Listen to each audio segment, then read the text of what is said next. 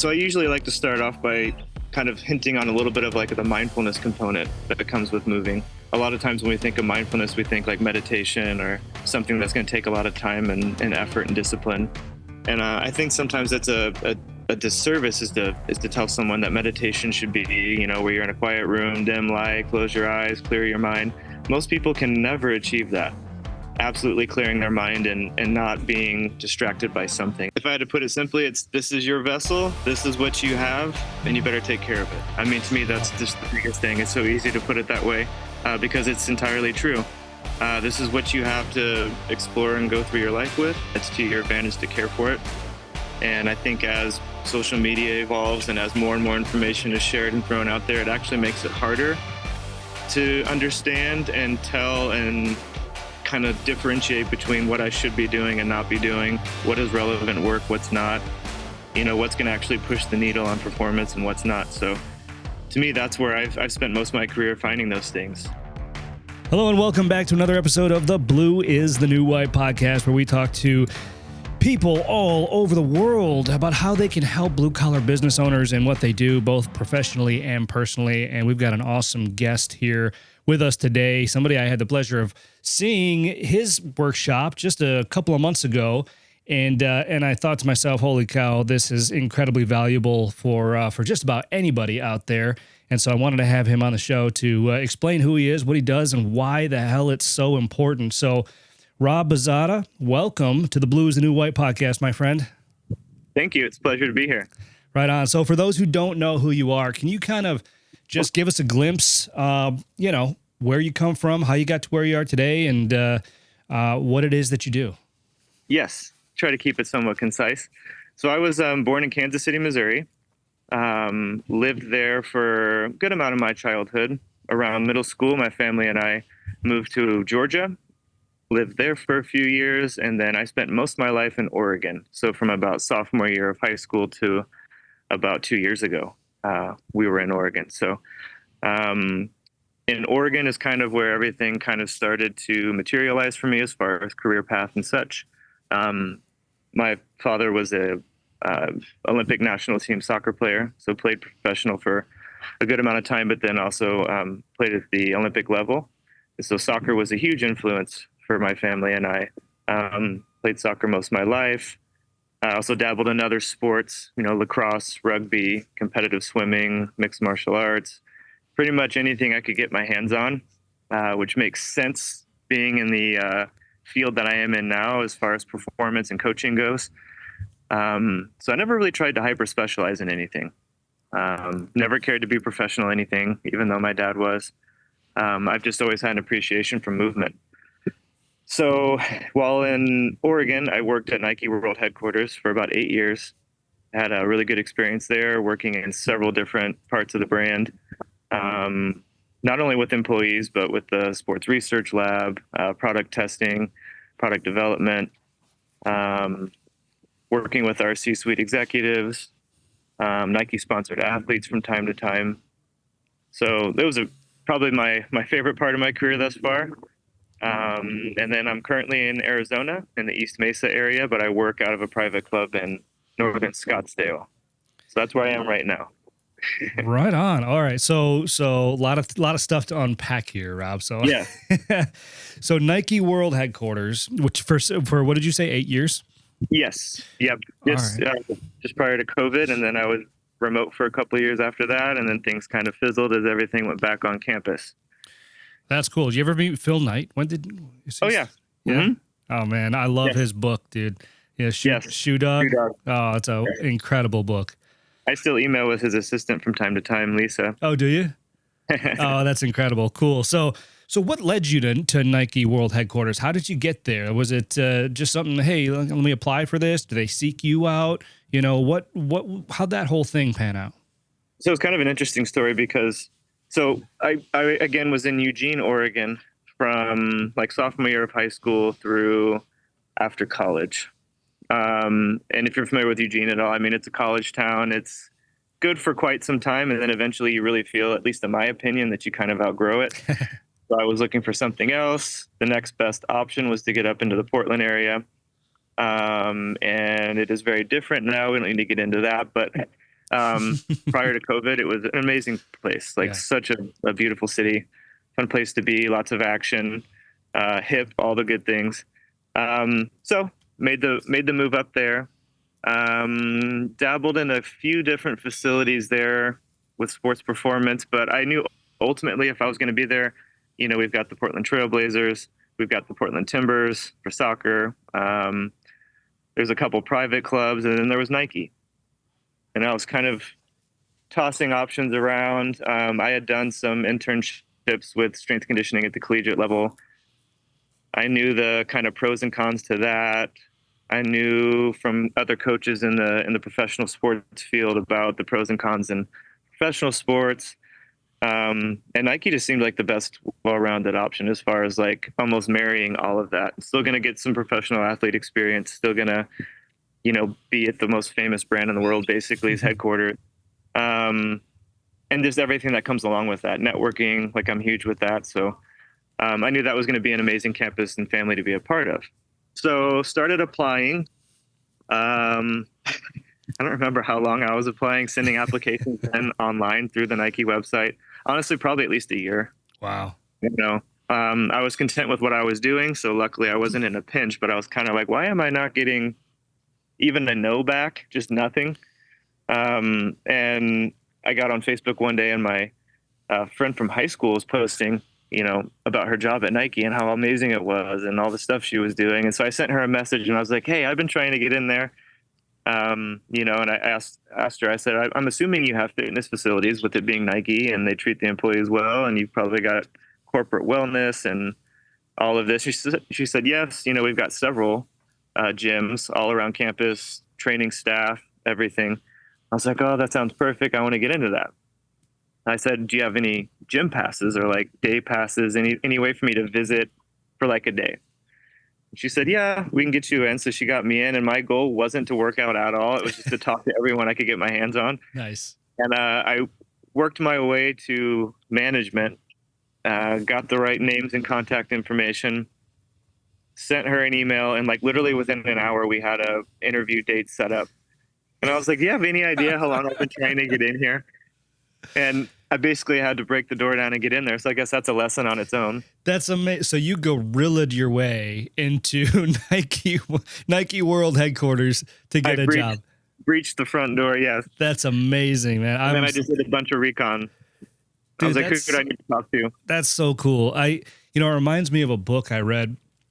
I can't remember the name of it. I think it was called The Third Door. But it's similar. This guy he finds creative ways. Have you read the book? No. Okay. So this guy, I'm going to butcher it. So anybody out there who's read this book and is about to hear me speak, they're going to be like, Josh, shut up right now. No, but basically this guy, he said, we have usually two options, right? That we can see in front of us. We got door one and door two. However, we can create a third door, right? And get creative, think outside the box, that kind of stuff. And this whole story is his recount of how he went, like climbed the ranks, building his business by getting in front of interesting people like Bill Gates and, some of these people that you usually only read about, right? But, you did it with Nike World Headquarters is my point. Yes. That's amazing. That principle of a third door makes a lot of sense to me in my experience. There was a whole process for getting in, but it was, just touching base with the wheel I needed to turn, and everything just materialized after that. So, yeah, no, that's pretty cool. All right, cool. So let's talk a little bit about your experience, working at Nike World Headquarters. So, what was the main thing that you did there? Who did you work with? Tell me, give me a little rundown of what that looked like. Sure.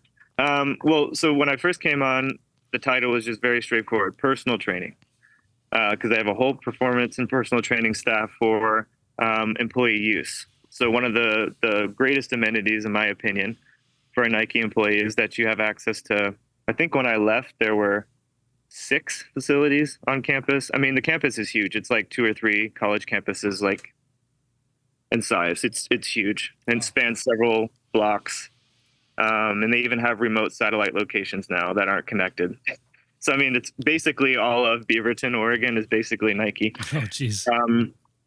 So on that site, there's several facilities, and then all the employees can have memberships, and there's other benefits that come along with it. They have some PT services, some other body work stuff, and so they're allowed to come in, get their sessions in during the workday, go back to work. So it's really convenient. That's where I started primarily, just doing one-on-one sessions, small groups. I did a few specialty classes. Some of the stuff I showed you in person at our meeting. We did a lot of mobility work, stuff like that. But then each client I worked with, was from a different facet of this huge company. So that's where things started to really get interesting, because I had connections all over campus, from anything from cybersecurity to like materials development, sustainability. Everything. So worked my way into those little departments, got more word of mouth and referrals in those departments. Started doing some specialty courses within the departments. So I found that there was one big holdup. And when I first arrived, I thought that, since there's so many options for people to training will be consistent. There's no excuse, there's so many gyms and they're all right here at work, basically. And I realized very quickly that it's still corporate America times 1,000. So like, even if you can see the gym from your window, that does not mean you're going. You're still working. So I realized that pretty quick, and I had a proposal into management about, I see the class numbers are erratic. I know people are liking it because I get really good feedback, but something's got to change with the consistency. And I said, how do you feel about me going into these spaces and working with the whole squad, like the whole team, instead of just who's going to show up? And each individual parts of the brand ended up really liking that idea as well. And so I was told, just try it out, see how it goes. And that ended up being the most successful way to do things. Was basically, I show up. The agreement is, once I come in, you're done doing whatever it is you're doing. You get up, we go to the common space, and we go through like 20 to 30 minutes of specific work. So that kind of got me into a new facet of offerings. I would call that digital detox. So it was a way for you to stop what you're doing that day. Nice. We might go through wrists, neck, spine, whatever it might be, hips. We would vary it. That got way more consistent, started doing it with more teams.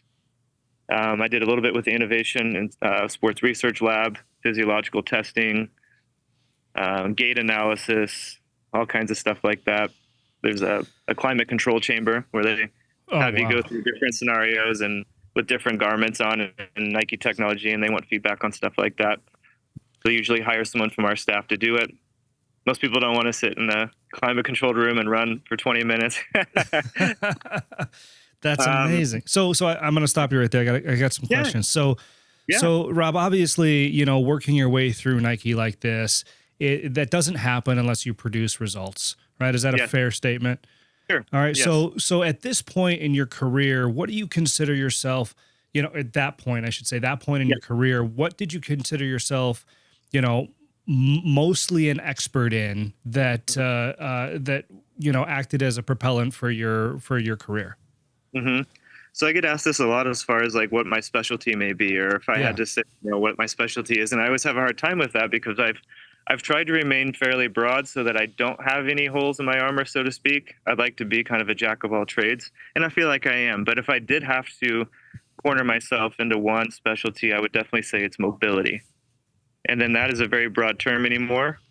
But essentially, it's your active ability to achieve a desired range of motion with a high degree of control, precision, and intention. So in contrast would be passive stretching, which most people are familiar with, and it's the exact opposite of passive. Wow. Okay. So I would say mobility is my specialty. All right, we're gonna get into that in a minute. I want to finish up your journey through Nike here, and then we'll talk a little bit more about that. So, all right, go ahead, keep going. I didn't mean to cut you off. No problem at all.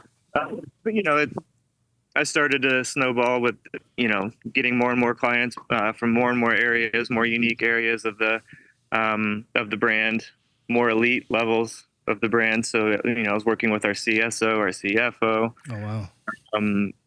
Worked my way up to Phil, but he was so hard to nail down. And if you've watched the documentary Air, it's very accurate, where he's going to do what he wants to do, but not necessarily going to be involved in anything that he's not 110% into. But I had some one-on-one conversations with him. He seemed very interested in training. We exchanged information. I put my information in his phone, and I was like, okay, we're gonna lock this down, and went back and forth with his assistant, which he's had since I think the 70s. She's been with him forever. Yeah. Trying to nail something down, and it just literally never happened. And I'm still kind of like upset about it to this day because I'd love to share some really impactful things with him. And but we'll see. And you said the CEO? Is that who you were talking about? Yes. John Donahoe is his name. John Donahoe. Okay, cool. Yeah. Wow. Yeah. So, I mean, that was all fun, but I mean, the other great part was just having some exposure to Nike sponsored athletes and getting to, share what you feel is impactful with them. Obviously they're professionals, some of the best in the world at what they do, but to me, everyone's a human and they have things to work on. I love that mindset. And I appreciate that mindset. Who are some of the athletes, if you don't mind me asking, that you had the opportunity to work with? So I'd say the two biggest ones that everyone would know is, LeBron James for sure. Everyone's going to know him. Even if you've never heard of basketball, you know that name. And then Matt Fraser, who was a 5-time CrossFit champion. Wow, that's cool, man. Yes. Those are probably the two biggest. Sarah Stigman's daughter was also a top female CrossFit competitor. She was heavily involved with Nike at the time Matt was. So we did some kind of tandem stuff a few times. But those are probably the biggest names. All right. Very cool. That's awesome. So then what next? Carry me through until the end. So, I mean, that was just all amazing. I mean, it was like 8 years of that. Just awesome. And when did that end? 2022 was probably like my last official, like still remotely engaged. Because what happened was, basically in 2020 with COVID, Nike was shut down for close to 3 years. Not just 2, like some places were, but closer to 3 because they were super cautious. Getting that place back up and going, it's not an option to like open and close. It's not like you just turn a sign. Sure. It takes a ton to get that place going and to shut it down. So if anyone's familiar with what was going on in Oregon, I mean, we were famous for basically opening, closing. So restaurants hire, order food, and then literally within a month, the shutdown would happen again. So everything gets wasted and no one has jobs anymore. And this was going back and forth. Yeah. So with that behavior, I think it was a good call for Nike just to say, we're going to wait this out until we can stay open. So they honestly haven't been back open that long. Wow. During that time of kind of everyone trying to figure out how this was going to end up, they offered, some remote engagement. Like if you wanted to stay involved, you could. Some people just weren't into that. Some people freaked out and went elsewhere. I tried to stay engaged as much as possible, try to keep contributing, doing Zoom sessions with people, helping a little bit with like applications, some other stuff that was going on campus, anything I could do from afar. But then once everything kind of got back on campus, there wasn't really any reason for me to be attempting to contribute much anymore because, I mean, everyone's back on site. Sure. At the moment, it's just a lot of staying in contact with people that I worked with there. I still train a lot of these people remotely. Anytime I'm in town, I visit campus. I try to go to JDI every day, or JDI day every year, which is just do it day. It's kind of a big Nike celebration annually. So I try to get back on campus for that. Very cool. Awesome. But, so where did that lead you? I mean, what are you doing now? You have your own coaching business? Yes. So that was the transition point, when everything hit with COVID, not knowing really what was going to happen with my position at Nike. I was still staying intact, but it was not, the most comfortable thing because we still didn't know what was going to happen. And then when I was about 2 years into the lockdown, as far as Nike being closed, my wife and I started considering a move to Phoenix because she was born and raised here. Still loved it. I came back probably 4 or 5 times with her when we first met, and I was fine with a vacation here, but I did not want to live here. Way too hot. And then fast forward 2 years, we're living here. So, awesome. But it made a lot of sense for us at the time because, especially with the COVID stuff kind of really drove the point home that we didn't have any immediate family around.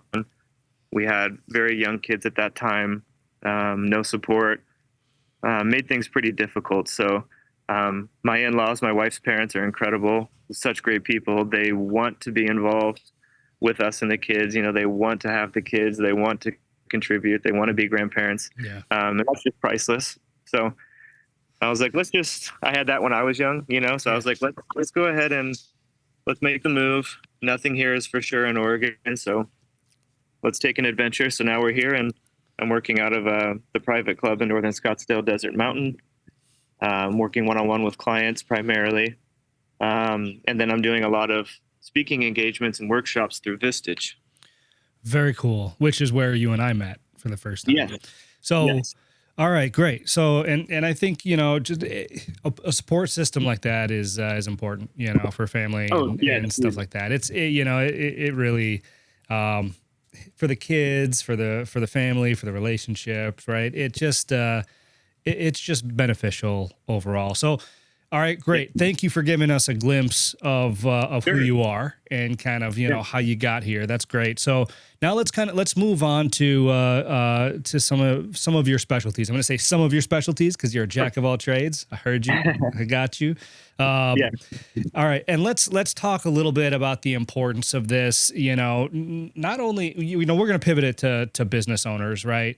Why it's so important for business owners to have this type of mindset. And let's start from the bottom up. So if you had to describe the mindset that you need to have around mobility, exercise, health as a business owner, how would you do that? So I would go back even further and just say as a human, because I just see everyone as a human. I always see people as, no matter what their status is, like, if I had to put it simply, this is your vessel. This is what you have. And you better take care of it. I mean, to me, that's just the biggest thing. It's so easy to put it that way because it's entirely true. This is what you have to explore and go through your life with. It's to your advantage to care for it. And I think as social media evolves and as more and more information is shared and thrown out there, it actually makes it harder to understand and tell and kind of differentiate between what I should be doing and not be doing, what is relevant work, what's not, what's going to actually push the needle on performance and what's not. So to me, that's where I've spent most of my career finding those things because I wanted that for myself. I don't want to be sharing things with people that are redundant or outdated, things that we have research and studies on that have proven otherwise. So I've just tried to stay updated with this type of work. And to me, mobility is just the foundation of everything. It's strength, speed, coordination, balance, stability. It's your ability to exemplify all those important athletic traits at once. That's amazing. And I really listen, when I heard you speak and you came in and did that workshop, this whole mindset really resonated with me. And I think, you kind of just touched on it, right? It's getting harder with social media and this quote unquote transparency that we have in the world today. It's really just information overload, right? And I imagine, there's something to be said about different things work differently for different people. But at the end of the day, mobility isn't talked about. I don't think as much as it needs to be, especially after speaking with you, right? Like on social media, you see a lot of heavy lifting, right? Weightlifting. You see a lot of cardio advice, running, rowing machines, all these, so, and those are like the classifications that you see the most of, but this mobility is not something that's at the forefront. So explain to me why it's so important, the mobility aspect. Yeah. Yes. And I didn't want to oversimplify things, but I think the way to put it the most clear and upfront and in your face is just, I believe this is the vessel that you've been given to get through your life in. So it's definitely to your advantage to take care of it. And to me, strengthening it, okay, that's great. Making it more powerful, okay, that's great. But at the end of it all, you have to be able to exemplify that. And to me, that's what mobility is. It's that active ability to achieve certain ranges of motion with control, intention, and precision. And that might sound kind of vague, but I think it's easiest to explain in contrast to passive stretching. Which is typically like, doing a forward fold and trying to touch your toes and just hold it. Or grab your foot for a quadricep stretch and just hold it. Or sit in a yoga position, just hold it. We just have a lot of research out now that shows that that's just, I mean, that's good for passive stretching and getting really good at relaxing into a position. But athletics and life are not passive. They're incredibly active, the complete opposite, almost violent, if you want to look at it that way. So you need to be able to transition in and out of positions, which requires strength, requires agility, coordination. And that's why I've always kind of come to this understanding that it's basically the culmination of everything that it takes to be an athlete in one. But a lot of times we pick things apart. I just want to increase my strength, or I just want big biceps, or I want to increase my squat. And it's like, okay. But what you'll also find is that most people's limiting factors is their mobility. The reason they can't get stronger, the reason they can't get more powerful, the reason they can't get faster is mobility. And again, it's just that, if I had to speak about a joint to joint, it's what's the range of motion you can actively achieve with a desired joint. So it could be your shoulders, your hips, certain vertebrae in your spine. How well can you move those, and how well can you control those and coordinate those through various planes of motion? So not just spinal rotation, but can you rotate and laterally flex, which is basically a golf swing? With the hip, can you internally rotate, externally rotate, flex, extend, do all of those at once? And then once you explore those things and pick them apart a bit, you find that that's everyone's lowest hanging fruit. Most people are strong enough to get through daily life. They're just not mobile enough. Man, that makes a lot of sense, and I appreciate you putting it and articulating it that way because, I'm picturing, right. I'm a big gym goer. I go to the gym. Typically strength training, right, and that's changed actually slightly since since I've seen you talk. And I just got to share with the audience the exercises that you made us do there, okay, and I'll let you explain them later if you want to, or I can include a link to your Instagram or wherever you show them, but. Or YouTube. But I just got to say, so we did that on a Thursday, and I usually work legs on Fridays. So not only was I sore from one specific exercise, but actually the next day doing my squats, I felt more mobile after just one session of these exercises that we went through. And I thought it was incredible that, I didn't have the same stretch, the same feeling, the same pain in the same spots after just one session. And I was just it was like icing on the cake after the talk that was so intriguing, that it was like, oh my God, this stuff actually works, and it works fast. Very quickly. Yeah. Yes. And so that's something I'm telling people to constantly remember is that the adaptation process is such a beautiful thing. It's like so amazing that our bodies can adapt and that the body is so intelligent, but it can also be a detriment because understanding that the body is constantly adapting to whatever it is you're doing forces you to choose wisely. So just understanding that your body is constantly adapting, more specifically your brain. Your brain is constantly adapting to the environment it's in and the stimulation it's getting. So choose wisely. The problem is most of us are just sitting too much, or we're being more sedentary than active. And so your body gets really efficient at that because it wants to survive. It gets really good at whatever it is it needs to do. So that's why if you're used to that and then you get up and try to play rec baseball or something, it's going to be a problem.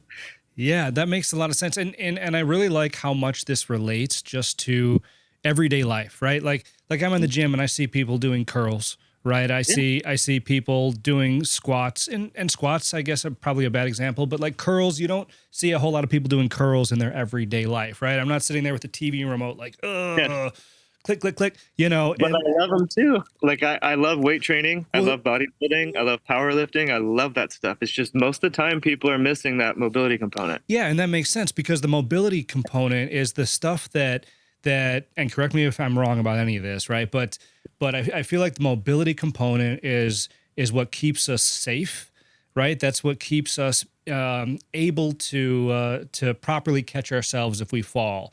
To keep our balance if we're gonna slip on something or things like that, whereas strength training and even cardio, they don't focus on any of that, right? And so as we live our everyday life, whether you're a business owner or somebody else, human, right, where we all commute in different ways. We walk, we run, we jog, we get in and out of our cars, we go up and down stairs. And so I feel like that's why the mobility portion of things is so important because it's truly a practical application in every aspect of what you do every day. Yes. Wow. Yes. And strength is very important. I mean, don't get me wrong. And I mean, you might catch me in the gym after this doing curls. Like I'm going to bodybuild forever. It's just, I don't do it with an ignorance of like what else should be considered. Right. That's the problem, is most of the time people are only focusing on hypertrophy or tissue growth without considering what I call the white stuff, so like tendons, ligaments, cartilage, fascia, all the things that hold everything together. So if you were looking on an anatomy chart, you see white and red stuff. Most people are concerned about the red stuff, and that's what traditional strength training methods have had us focused on. It's always muscle. Why is that? Why have we ignored the white stuff for so long? I think it's because you can't see it when you're wearing a t-shirt or walking on the beach. Okay, that's fair. Honestly, yeah. I mean, if it was like, wow, look at that guy's knee ligaments, then I think we would probably focus on it more. But those are typically the rate limiters. Those are the things that are going to hold you back.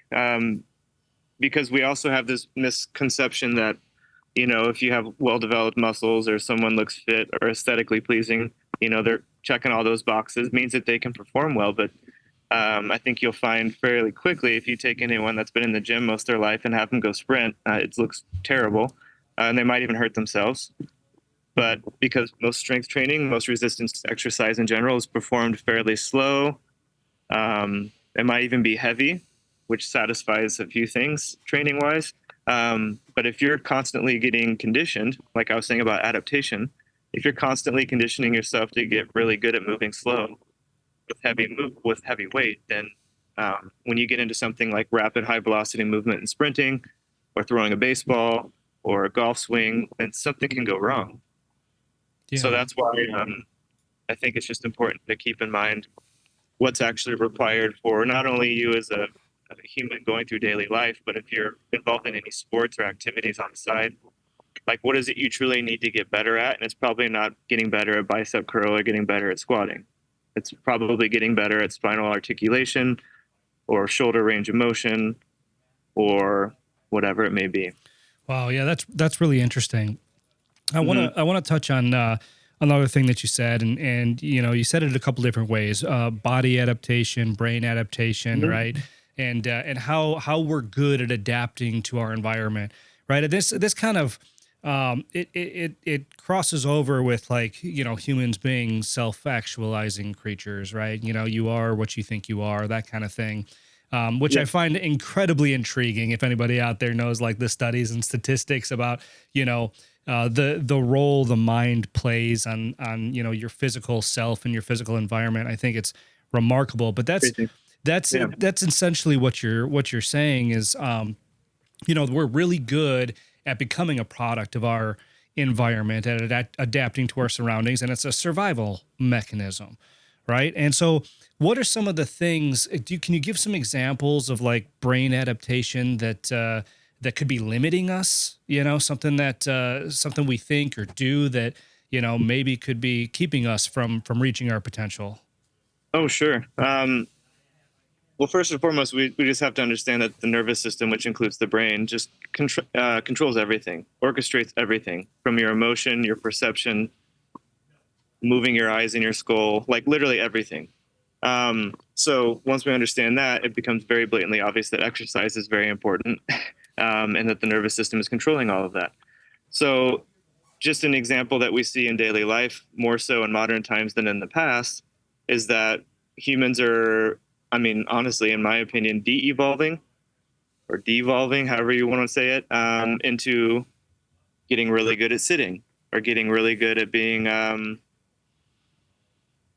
don't know, sedentary is not always the term, but, more of a sedentary lifestyle than an active lifestyle. Whereas if you look back in time, thousands or tens of thousands of years ago, that just wasn't the case. We had to be much more active, and I think that's what the body was built for. Everything about our body hints that it should be moving. Muscles, bones, the way the brain speaks to the body through electrochemical signals, even at the atomic level, your atoms are spinning and orbiting. Like, there's nothing about us that doesn't move. So I think it's just very important to understand that. And when we're in a modern lifestyle that requires a lot of sitting. You're sitting at work for 6 to 8 hours, for example, if not longer. Then you sit in the car to drive home. Then you get home, sit to have dinner, and then maybe you sit or lay down on the couch.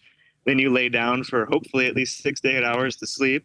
And then you do it again. And it's like you haven't even had that much time standing, like much less moving. Yeah. And I think if you just look at this, it's called the evolutionary perspective of health, which is essentially what were we naturally selected to do? And that just means pure biological terms and rationale, nothing to do with belief systems or anything. Sure. It's just like, check this out. We have this like arrangement here, like however the heck we got here, we have this. So what were we selected to do? What are we doing? Which in contrast to the past has been just a lot more sitting, a lot more not doing stuff. And then what are we doing on a daily basis to compensate for the fact that we're not doing what we're naturally selected to do? And that's where exercise enters the chat. And we just start dosing ourselves with movement bouts because we know it's healthy and we know we're not doing it. So I think that's just kind of where it all comes from. But this is all at the basis of, the basis of everything is neural adaptation. Muscles and tendons, ligaments, bones are all the secondary thing. But what happens first is it's all in the brain. So your body is getting the input that, hey, this system needs to get really good at sitting for a long time, which neurologically speaking starts to affect your metabolism, starts to affect endocrine response, your hormones. That opens up a whole nother can of worms because when you start talking about hormones, and I mean, it comes into like sunlight, and how sitting is one bad thing, but sitting in a building with like limited or no windows is even worse because literally your brain has no perception of what time of day is it. So then your circadian rhythm gets thrown off. Yeah. We're talking neurologically. I mean, your sleep pattern gets thrown off. Your sleep-wake cycle gets thrown off. Your metabolism's thrown off. And that's kind of where, in the talk that you sat in with me, we started talking about this whole dynamic systems theory way of looking at things as systems. And once one part of a complex system is thrown off, everything else starts to be thrown off as well. It may take a little while, but it's all going to start to kind of spiral out of control. That's really, really interesting. And the complexities of what you're saying, I mean, how deep it goes, as a result is striking. So, some of the stuff that you're saying, I've got to ask, so are you a proponent of, like morning sunlight, earthing, grounding, that kind of stuff? I mean, is that something that, that you think plays a part in all of this? Yes, totally. And I'm not going to come out here and say, you need to get up at 5:16 in the morning, just as the sun is at this degree in the sky, and like do 2 push-ups. And then I think it's a little crazy, or that you need to ice bathe at this time or a cold tub, whatever. That's a whole other thing. But I do truly believe in just those basic human interactions with the universe or the planet. Good. And again, we're here with this arrangement. Everything hints that we should be moving. So yes, I feel like getting up, getting outside. There's nothing about us that says that we should be like locked in a cave or a building all day. Yeah. It's very important. We know this from neurobiology that, how important sunlight is for your body's circadian rhythm. And another rhythm called ultradian rhythms, which happen like every 45 minutes or so. It's very important for your body to have that feedback because you have to remember your brain and body is basically in a cave. And you just have these 2 mechanisms on the outside, your eyes, which are literally parts of your brain that have pushed through the skull. And it's very important that this gets information about what's going on outside the world. And that's going to help reset your sleep, improve sleep. You should be moving during the day, of course.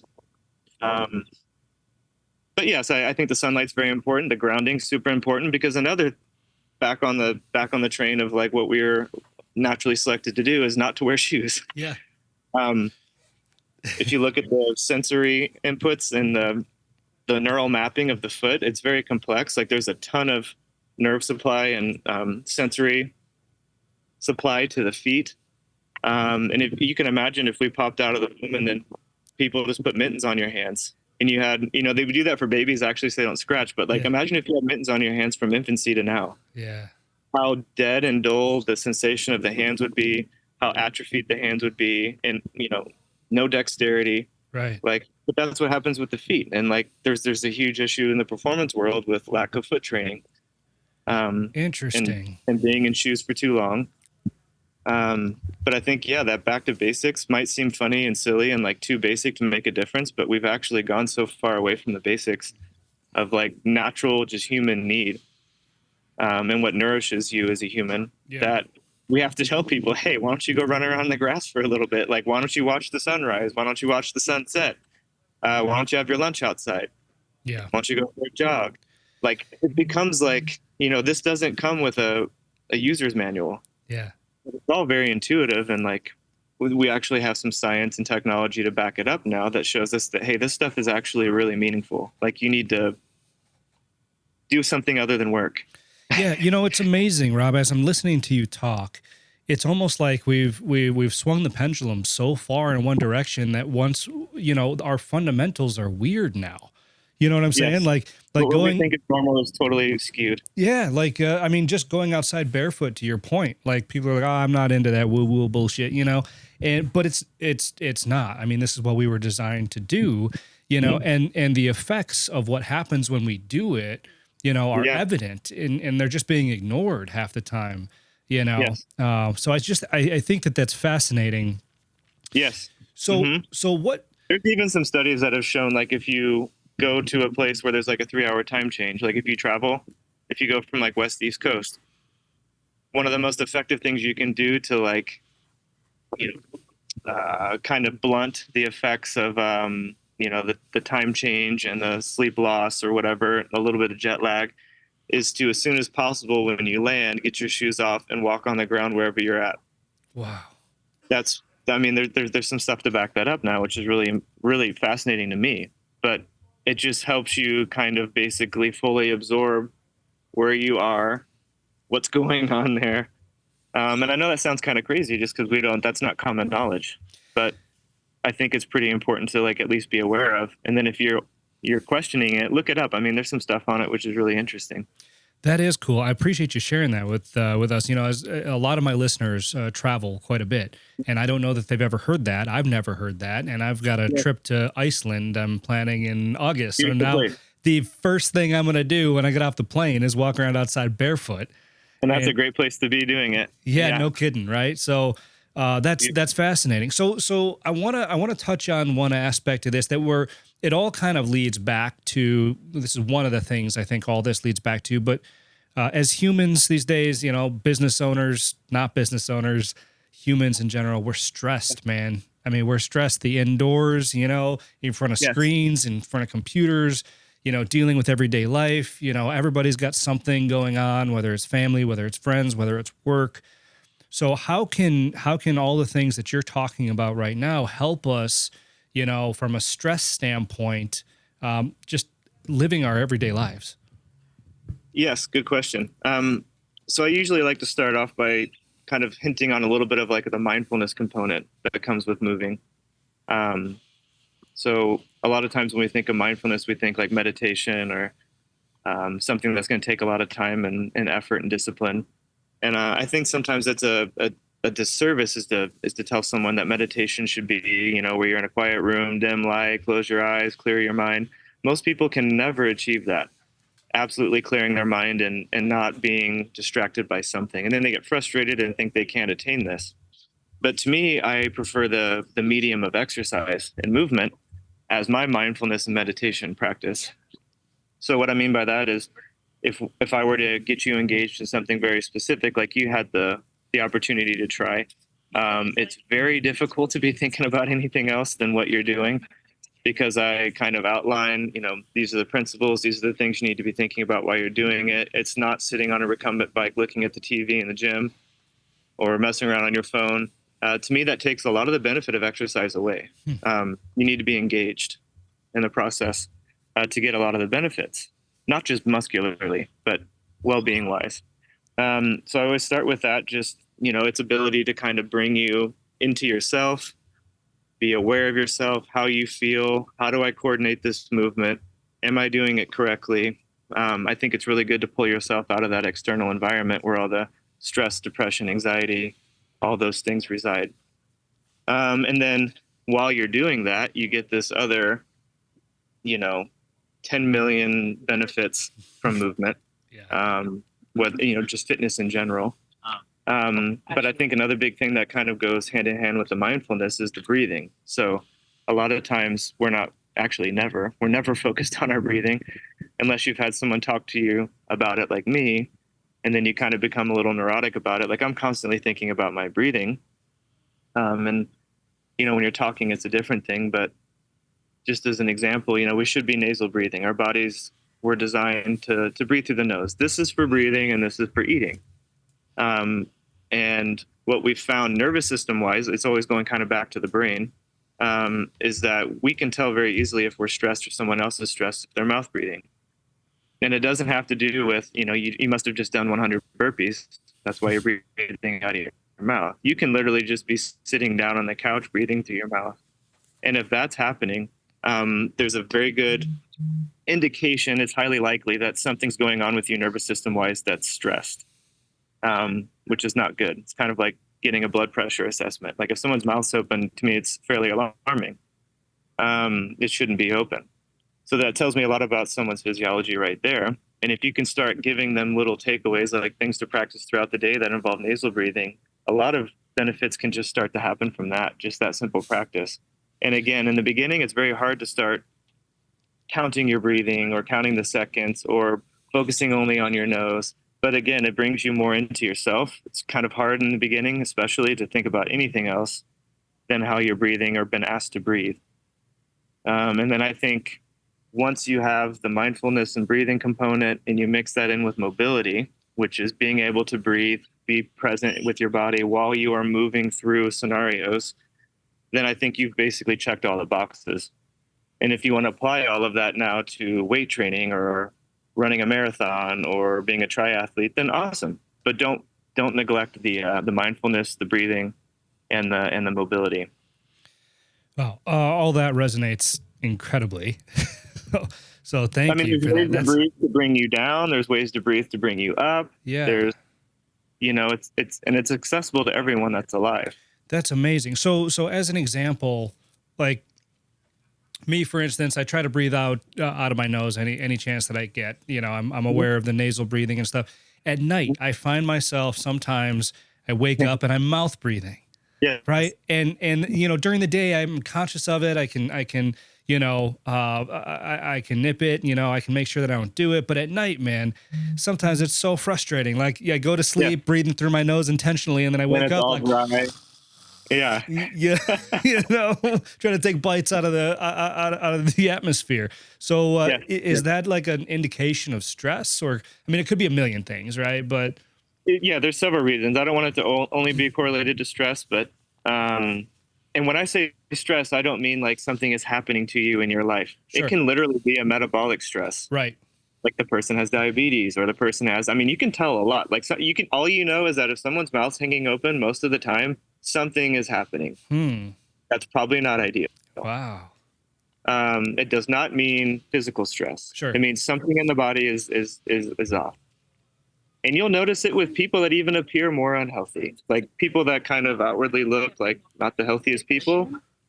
Check their breathing out. It's like uncanny. That's interesting.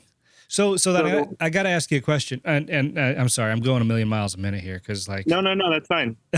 Are you still good on time? I want to be respectful. Yeah, of your time. Totally. All right, cool. Because I'm enjoying this conversation way too much. So I just got to know: are you a proponent? You said, you use working out, you use exercise kind of as meditation. You do it with intent, right? Focus specifically on kind of what you're doing, your movements, your breathing. So are you somebody who listens to music while you work out or not? Yes. I love music. I think I'm almost one of those people where if I forget my headphones and I just want to go home. Okay. It's that important to me usually. But it's actually become less and less of a requirement for me because there's certain sessions I do where I actually I almost think it's a distraction. Okay. Anything in my ears. I'll even do, I'll train outside. Okay. You know, like I'll just go somewhere where I'm not around people. I'll just do something outside. But for the majority of the way I like to train and just maintain myself, music's great because I'm pretty well grooved. Like I kind of know what I'm going for. I don't need to concentrate too heavily. I can also separate the music from my intention, what I'm doing. But there are times where I'm like, you know what, I don't really care for music for this. Or if I'm like doing a hike or a trail run or something, it's like I actually kind of like the nature Yeah. and the quietness of it because it's hard to find anymore.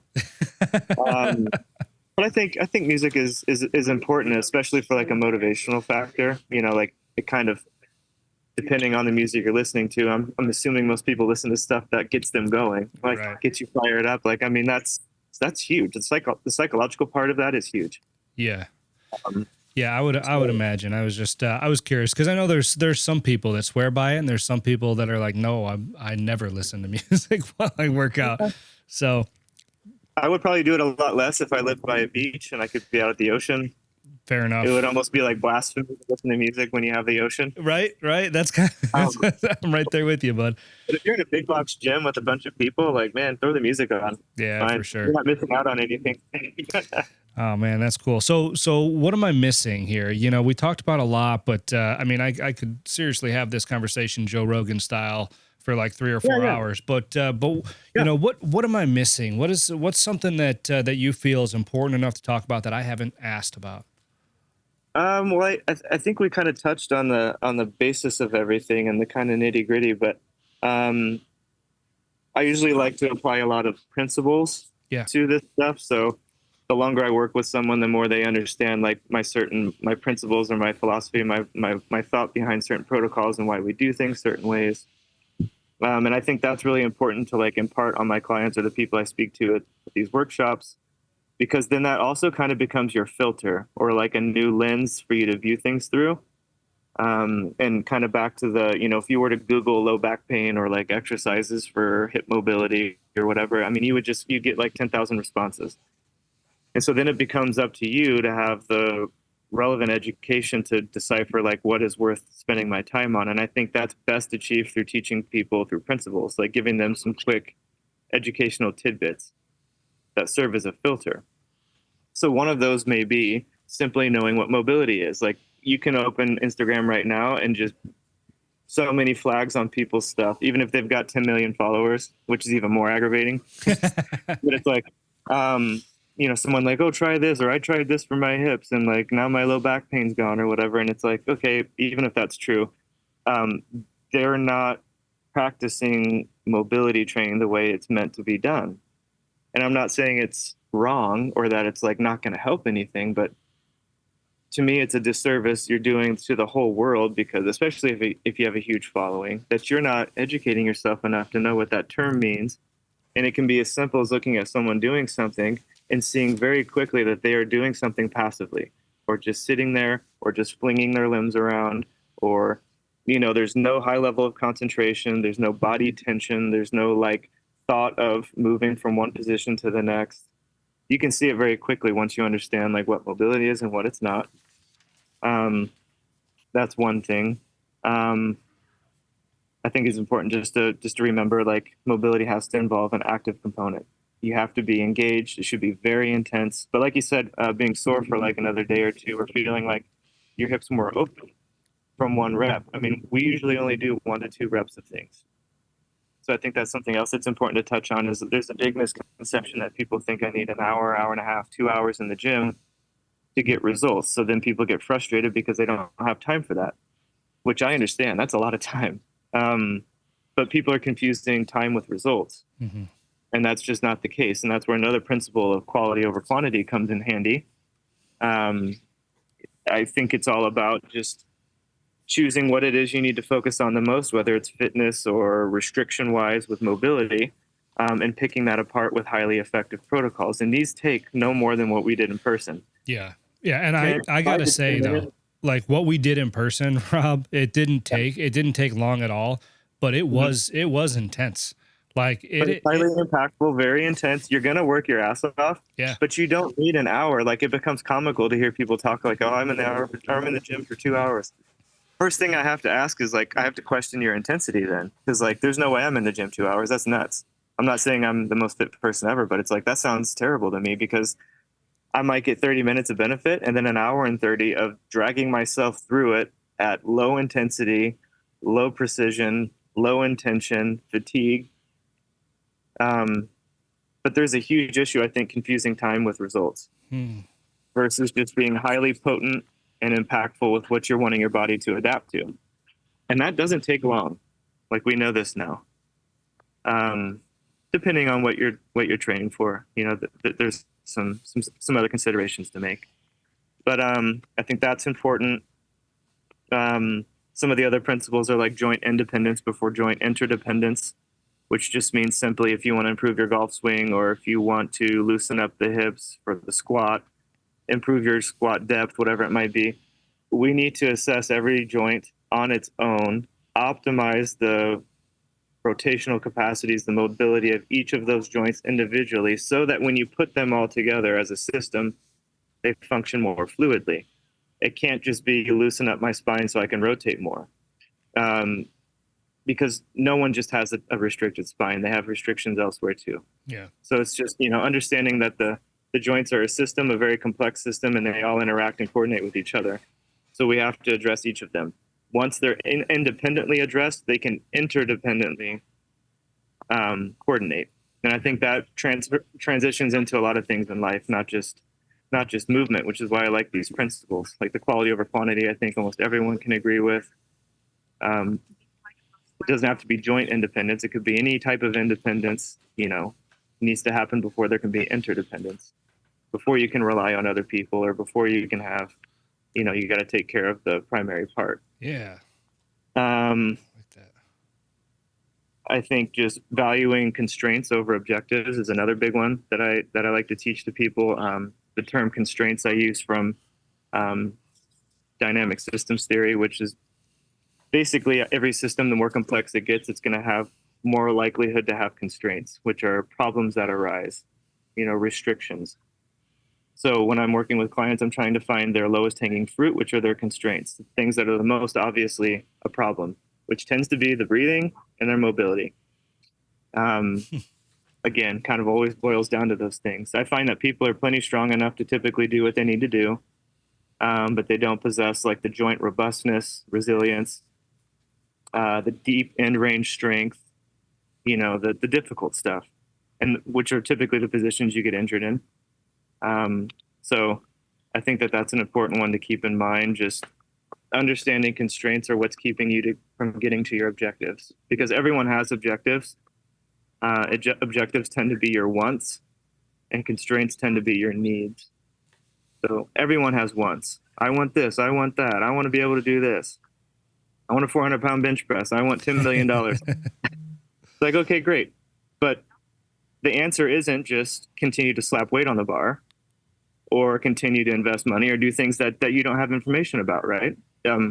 So understand what is actually keeping you from attaining that goal, that objective, which sounds logical, but I think a lot of people get distracted. They don't think about what's truly keeping them from getting there. And a lot of times the thing that's keeping you from increasing your bench press or something that simple is your range of motion or your lack of strength at an in range, or that you're not training in a variety of ways. You've maxed out your adaptation process for what you've been used to, from what you've been training. Now you need variability, and that exists in many forms. So I think that's an important one to keep in mind, is just valuing constraints more than the objective. I like that. I like that one a lot. That's that makes a lot of sense. And I think that there's probably something to be said too, kind of bringing this full circle about what the information that's available out there, what people are constantly seeing in social media or on webpage or reading in books. I mean, again, mobility isn't at the forefront, right? So people don't know what they don't know. And I think that's a big thing on, with people's bench press, for instance, right? The example that you gave, they just probably don't know that they need to work a specific, range of motion or, something of that could help them increase, their bench. You know what? And actually that resonates with me.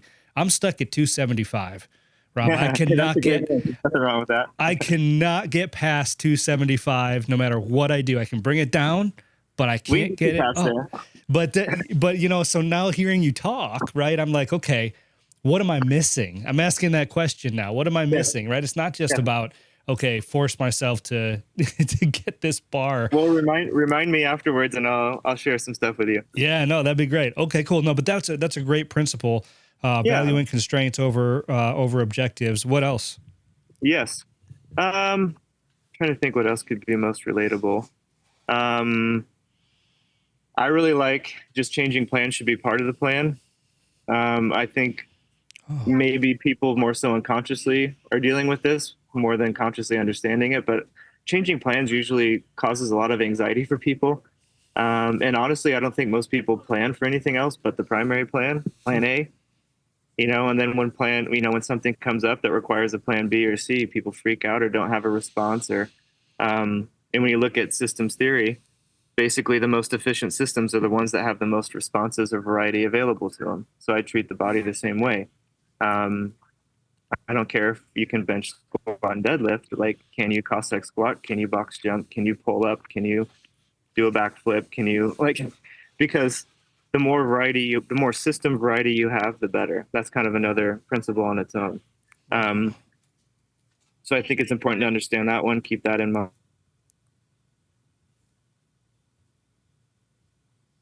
That could be another one. That's kind of the primaries, I would say. Changing plans should be part of the plan again. But that's one that I came across or I developed on my own after using some pretty intense physiological assessment technology with clients of mine that would basically assess their nervous system. It would show me, are they more parasympathetic or sympathetic dominant at the moment? What are their energy systems doing? What's the level of tension in their heart? How are the pumps in their atriums and ventricles functioning?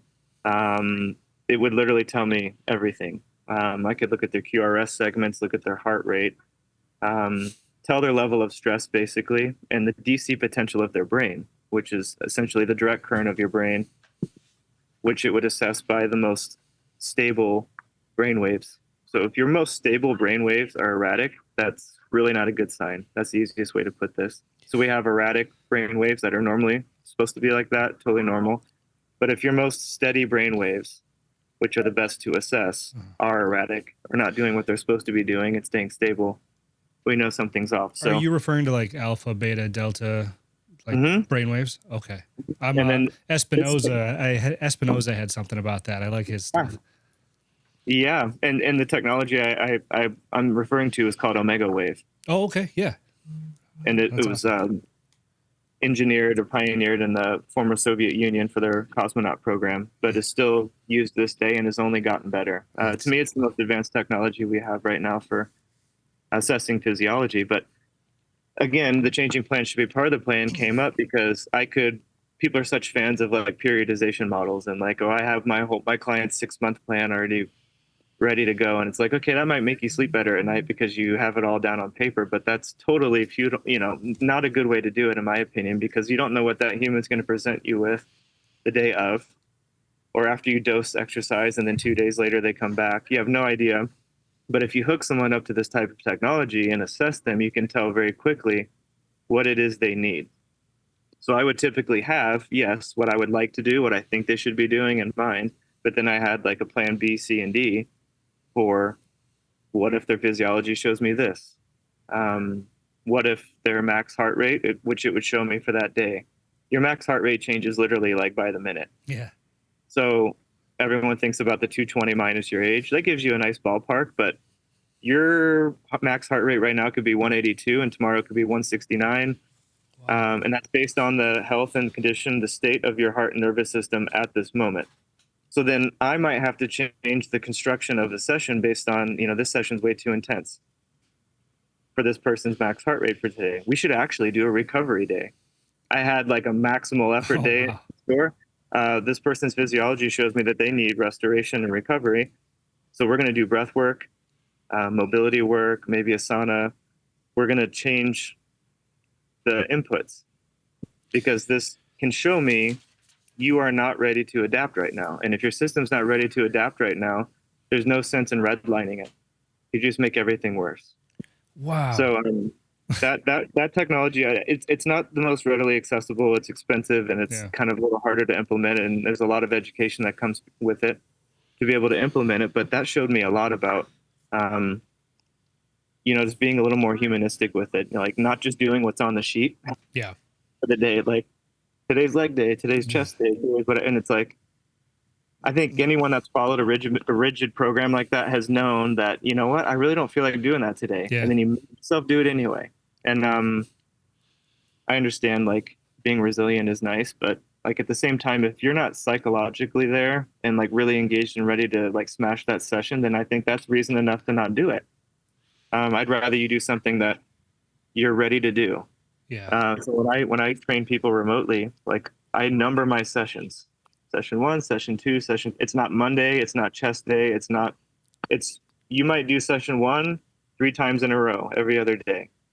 When you're ready for session 2, do session 2. You hate session 2, okay, do session 3 and 1. Wow. I think the psychology is very important. Unless we are getting you ready for like the Olympics or like a competition, we should have some leeway and some changing of plans. That makes a lot of sense, and honestly, I get stuck there sometimes, Rob, because I'm a very ritualistic. I've got my routines, right? Yeah. And so and so it's really hard for me to change routines. Like the routine that I'm doing right now, I've been doing probably for 2.5 years. I've never switched it up Monday through Friday, and honestly, so what you're saying is it really resonates with me. And I think, and I'm not going to speak for everybody, and I'm almost only sometimes speaking for myself, right? But I think there's, again, a fear of what you don't know, right? That if you don't follow this rigid routine or this plan, that the results are going to be different than what you want. Like if you want to be, if you want sculpted abs and, benching 275 pounds, whatever it is, it's like if you break from your routine, the likelihood of you reaching those results are different. But then I kind of look back at your principles, right? Your objectives versus constraints. And that's kind of like, it's altering my compass a little bit, if it's the best way I can describe it. Yeah, if you just think about the objective of chest day versus I don't want to do chest day, that's a huge constraint. Like if you're not mentally there, that's huge. Yeah. In my opinion. So I would rather you like, hey, sometimes you should do what you love doing. Like do something that's going to get you moving and you're going to be fully engaged and fully immersed in it and really love it versus I hate this. Why am I here the whole time? Because that's going to take away from your benefits. Absolutely. No, that's great. All right, great. Hey, listen, I'm going to be respectful of your time. I could sit and talk about this for hours and hours, but I just got a couple more questions. Maybe we can for do you. more. Yeah, and maybe we're going to have to schedule another one just to kind of cover some of this stuff in more depth. This is a good foundational episode, but I feel we can go a lot further. Yeah, there's so much I think left to talk about, but I've got a couple more questions real quick. I'm curious, who are your influences? Oh, good ones. So a lot of this comes from, I would say, anywhere from the philosophy world all the way to, big coaches in the industry.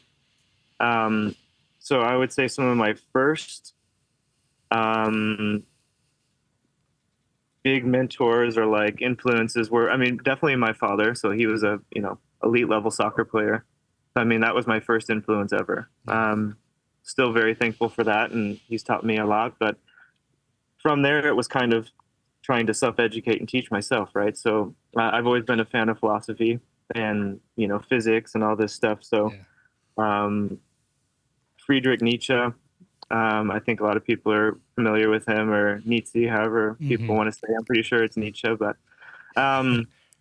he's probably my favorite philosopher, and I think there's a lot of ways to get his intentions twisted, and no one will ever know what the heck he meant because it's philosophy. But my translation of his stuff I think is just amazing, and one of his biggest things to me that I always highlighted and dug on in his work was he had this concept of he called the Übermensch, which people can say might mean whatever it means, but to me it just means your best self. The next form of human is basically what it means, like the best form of yourself.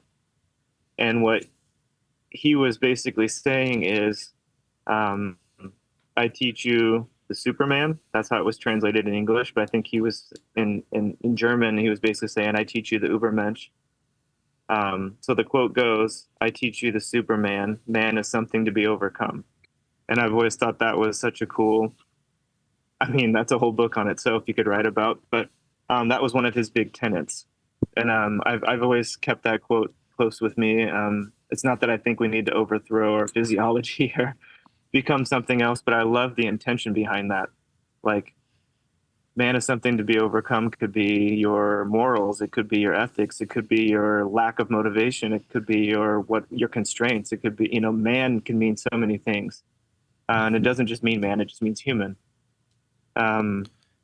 Whatever your limitations are, I think it's like we need to overcome that and become the next thing. I love that. The best version of yourself. It almost speaks to what I was talking about earlier about how humans are self-actualizing, right? How can you think differently to become something different? Yes. That's interesting. So I would think about that whole, like, you need to become the Superman. I like that, man. That's a good one. Just use your best version, right? Yeah. Like, do something better every day, whether it's your attitude or whatever it might be. So that would be kind of more on the philosophy side. And I love other philosophers as well, but he's probably my favorite. And then moving into more sports specifics or strength and conditioning, Cal Dietz. He's the head strength conditioning coach for probably the past close to 20 years at University of Minnesota, specializing with the men's hockey team. He's an incredible wealth of knowledge. I've gotten to spend some one-on-one time with him. I think he's a huge influence of mine, much more on the elite sports performance side of things. But again, I can derive principles from him that I can just apply to everything. He's huge on, he has his own exercise protocol called triphasic, which I think is very interesting, very practical, very relevant for not just athletes, but humans. So you could look into that training if you're interested. Jim Radcliffe was the head strength conditioning coach at University of Oregon for like 25 years, I think.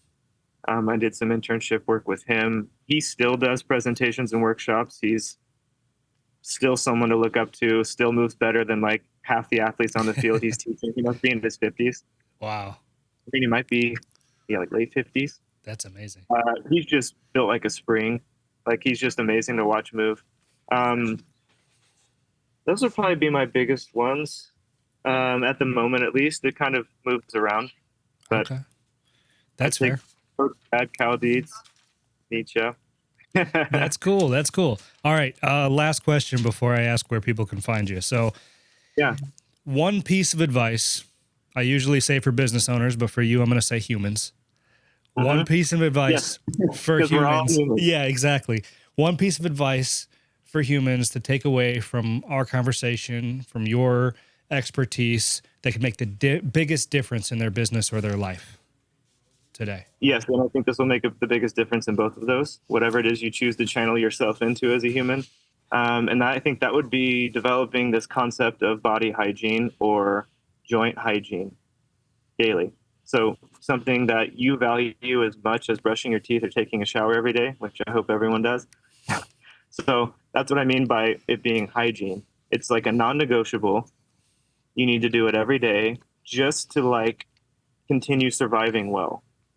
That's why you brush your teeth. That's why you shower. It's like, these are like the non-negotiables. Like, I need to feel clean.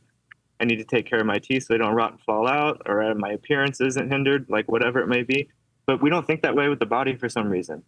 People are totally content not exercising at all, not doing anything, eating poorly, not sleeping, and then doing it all over again the next day for years. So to me, it's and that's where I can be helpful, is like, what is the 10 to 15 or 20-minute routine I should be doing every day? And it can be that simple. It can be even less, actually. But there should be something you're doing every day that maintains your body. It does not need to be full body, but we need to be picking away at the joint systems or whatever it may be, so that you can maintain yourself. And I like to say joints or white stuff, because if you focus on the brain and the white stuff, you get the muscles just by default. Nothing can move without the muscles. But if you only focus on muscles, you can lose the focus of the joints and the brain that's involved. So I think it's more about how you educate people and what you tell them to think about intention-wise while they're moving. So I think that would be like the biggest encouragement or takeaway, is just develop some sense of like body hygiene or joint hygiene. Something you do that's just as important as showering or getting dressed. Make sure you're addressing your body. Amazing. Because nothing else can really be good. I mean, you could have all the money in the world, you could have the most successful business in the world, but if you don't feel good in your vessel, or if you can't walk or play with your kids, then, I mean, I don't think any of that stuff matters. I wouldn't trade any of that. Can't do anything without health, right? Yes. Health is the biggest wealth. That is amazing. Oh, well, that's awesome. Rob, before I say thank you, where can people find you?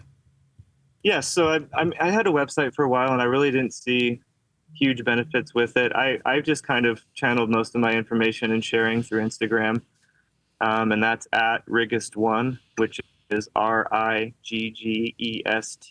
1, the number 1. To keep it concise, just an old nickname, and I kind of like it. So Riggest1.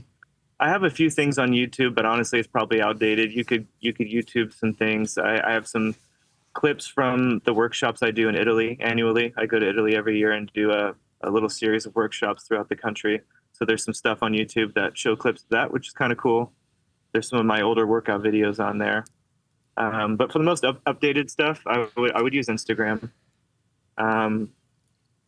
Email is always a good way if you want to be in touch, and it's just my name backwards. So bozada.rob@gmail.com. Those are probably the two best ways to stay in touch or see some content. And me sharing basically what I do. That doesn't mean all my clients are doing the same stuff, but sharing what I do and, educational type stuff. Awesome. Well, I appreciate that.